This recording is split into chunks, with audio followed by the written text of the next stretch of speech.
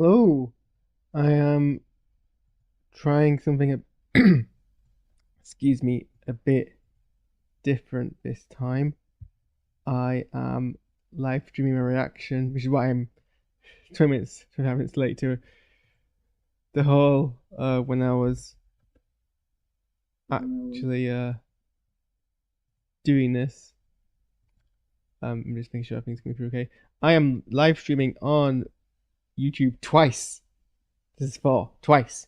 I'm doing it in my normal horizontal view and in a vertical view, because apparently that's how you get more engagement. I don't know. It's not really what I do this, but I mean, I might as well test it and see if it works, see if it crashes or burns. But say my audio bitrate is lower than it should be, but it always says that anyway, even when I'm streaming normally. So I guess we'll just ignore that. I'm not doing myself any favors with my OBS real estate here, though. Can I make this a bigger? Because I can't see my chat. Can I make you smaller? I want to make you smaller. No, you're not gonna make me go smaller. Let me deal with it this way. Whatever. Okay. Anyway, the Bad Batch. I just finished watching last episode of the Bad Batch, or at least did like half an hour ago when I stopped the stream. And this is gonna be my honest thoughts on the situation. That sounds. Yeah. I mean, sorry. Give me a second to get rolling here. This always happens when I try something new, but at least it's in the Bad Batch thing where I'm not gonna have much to say. Maybe I'll have more to say because finale. Anyway, what was I saying about? Oh yeah. It seems like they saved all the good content for like literally the last episode. Because that was a pretty strong episode. That was a pretty strong piece of television, pretty strong piece of animated television. Um, where was all that? Like the rest of this show. Um,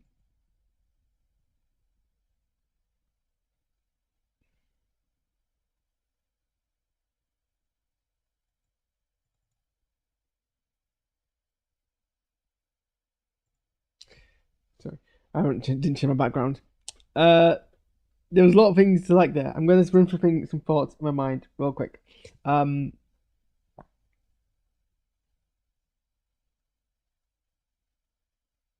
appreciated it actually felt okay. No, here's what I appreciate. I appreciate that there wasn't the big reveal that everybody was speculating about, that Tech would be one of the operatives, or Tech would be alive, or Tech would come back like in some form in the finale. That they were gonna do a plot twist, and Tech was actually alive, and he was one of the characters, or he was one of the operatives. I think Tech being the operative was like the big one. And I'm glad they stuck to Tech being dead. I mean, they might reverse in the future, but I'm glad they stuck to Tech being dead. I mean, not that Tech's death really impacts me anyway. Not that, like... I mean, even more so, actually. Because Tech death didn't impact me. If they reversed it, it would have been just so cliche. But Tech being operative was like, well, okay, so you redeemed Crosshair, just making, like, the exact same plot, but with Tech. No, like there was not even any. Like, they didn't even do a false flag, not false flag, a red herring situation. But they didn't even suggest that Tech might be alive. It was the entire time he was dead. There was no like false hope, nothing like that. It wasn't even a plot point other than the fact that he died in the finale. Yeah, I mean, it was a weak plot element last season. His death in the finale wasn't, just to get, it was a blatant bed just to get shocked. There wasn't any that kind of build towards it. This episode did the threat much better, and it did something really, really rare. It did a threat that of death that all of the protagonists survived through, but didn't feel like it was a false sense of threat. Like, I felt the entire time through the episode, my momentum's getting going now. For the entire episode, that there was that risk, even though it became pretty evident to me that they were going to survive.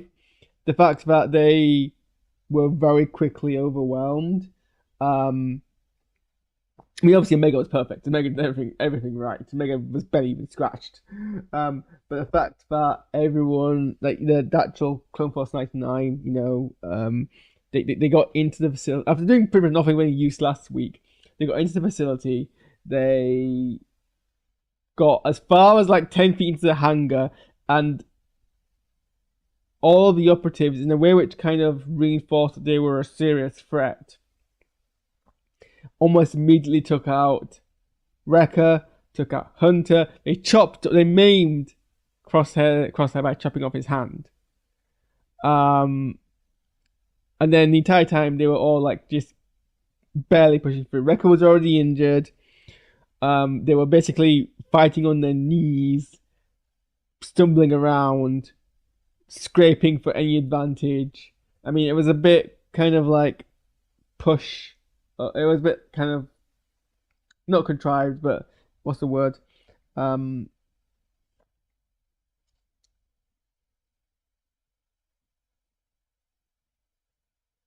they turned it around against the operatives, it was a bit of curb stompy on their side, but that I think was earned for a finale.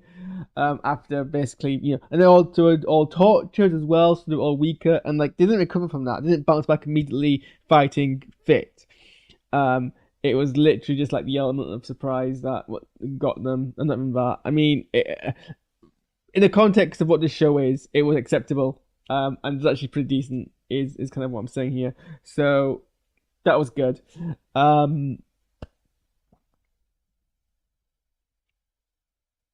like the way that it built up to a really, really dramatic finale. The finale where you've basically got Hemlock holding Omega at pistol point, and you've got two extremely weakened. Also, I appreciate that they cut off Cross's hand rather than having some kind of. And again, this has been they avoid all the cliches. This episode genuinely surprised me on multiple fronts, and that I have to substantially commend it. The fact that people are speculating that Crosshair would have a moment where, he had to take a shot to save Omega, and that's where he got over his traumatic tremor. Nope, his hand got cut off. He never recovers that. That hand is gone, and he ends up having to shoot with his offhand. And then in the finale, he does have that moment, but it's not the cliche. It didn't seem as it seemed earned. It didn't seem like it was. There was a twist on it. There was an unexpected element of it. He was having to shoot with his offhand, using Hunter to kind of rest on, and he made a shot and he didn't, and that was fine. I believe that, and it didn't kind of like pull me out of the situation. It was a nice build because obviously this is all about family and teamwork and everyone trusting each other. I laughed every time Omega was like, "This is what I was trained for." That was the worst New Zealand accent ever. I'm not gonna try that again. I can say their names in like an accent. I can say Tech, Wrecker. Even that's not very good. I'm not good at accents, and I'm definitely not good at Australian accents. Moving on. The fact that Omega was like, I'm trained this. I'm an operative. I know exactly what to do. I mean, no. But that's also believably what Omega would say, so I'm not that fussed about that. But no, the bit on the bridge with Hemlock felt like a worthy end of an antagonist that's been a threat for them for 2.5 seasons. 2 seasons? Not 2.5. At least 2 seasons. Maybe 1.5. So I liked that.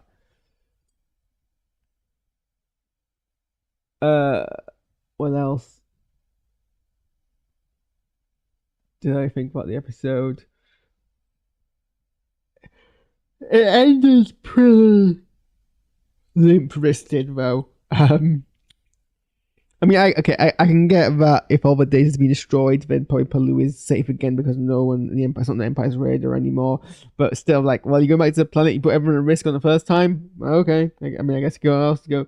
But the last, before the epilogue, the last lines are basically around, what are we going to do now? Whatever we can do. I thought you reached that point character arc-wise a way back. So you're not really, like, developing new ground there is the thing. That's one thing, and then after Hunter gives that pretty limp line. Wrecker and Crosshair sit next to both Omega and Hunter, and then you know how when sometimes you play games, especially like multiplayer games, especially like GTA Online, and you finish a mission, and so everyone just kind of like idles for a second, and there's like on a splash screen, kind of like a pose, not a pose, but they're all like sitting standing side by side, just while that game loads the next bit a wee bit, and everyone's just kind of like idling for like a couple of seconds. That's exactly what it was like, and it was hilarious and silly and stupid.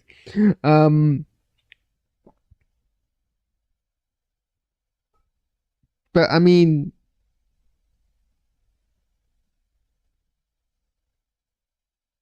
so for Necromancer, I mean, obviously it's meant to be the cloning technology. The show never confirms that. It assumes that if you care enough, you already know.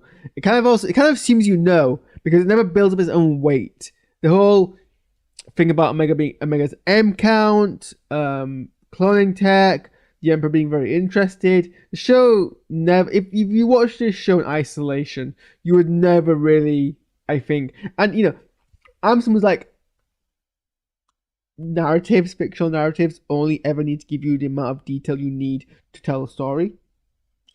As a nerd, all of the minutiae, all of the world building, all of the details, all of the how, the why, the what, that's for like expanded universe stuff. People always complain, oh well, I didn't know why this was, how this thing worked. If how it works is important to the story and it's missing, fine, complain. If it's not, it doesn't matter. Okay, this is like the worst example because we already know how this works anyway. But people being like, oh, well, I don't know why I don't use the example, it's not a really good example. There are plenty of like things where people are like, I don't get how this works. And like, well, how it works isn't important. The show is telling you why the way it's doing what it's doing matters, and that's enough. In this instance, if you're going to take the show in isolation, it never tells you why Project Necromancer is a big deal. I tells you it's a big deal, but I don't think it gives you enough.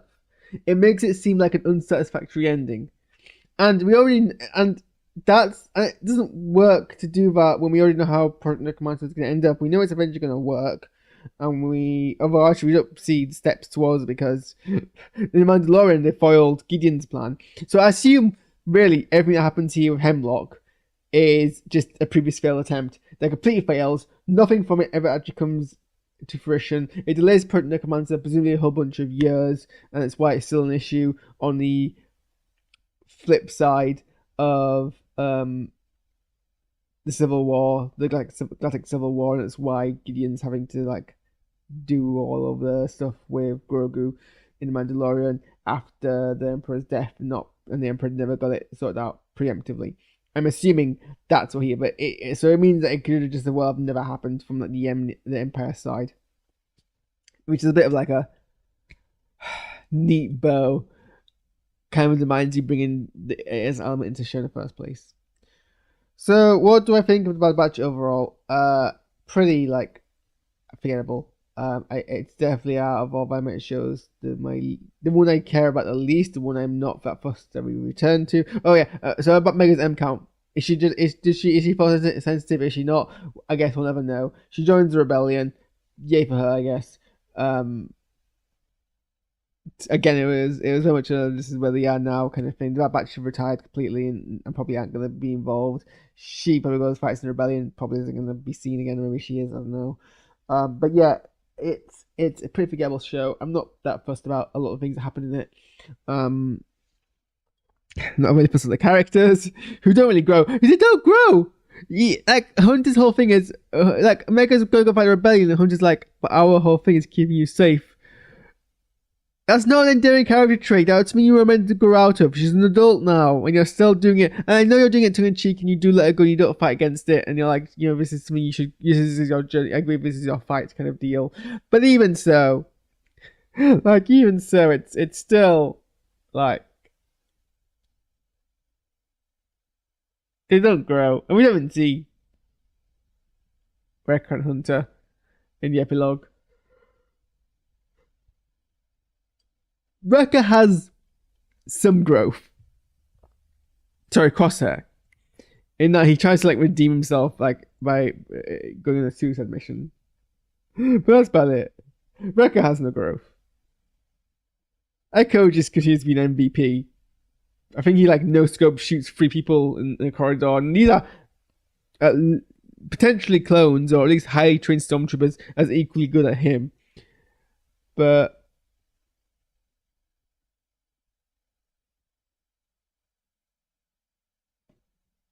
suspicious bike outside my window. Yeah. So if I don't see his characters again, it'll be too soon. That's my thoughts on the Bad Batch. I don't really want to spend more time on this. I'm glad this test thing worked. I'm probably gonna do all my reactions with this vertical thing on because why not? Probably experiment doing this with my gaming channel as well because it works, and it's kind of neat seeing both the things on my screen, even though it takes up a bit more kind of real estate. What is this guy doing on his bike? Anyway, I'm hungry, so I'm gonna go make some food. My oven's not working, so it's lasagna night, and I'm gonna go watch the next episode of Star Trek Discovery, a show I am definitely much more interested about. Okay, thanks for watching. Hopefully this next part works, and I'll see you.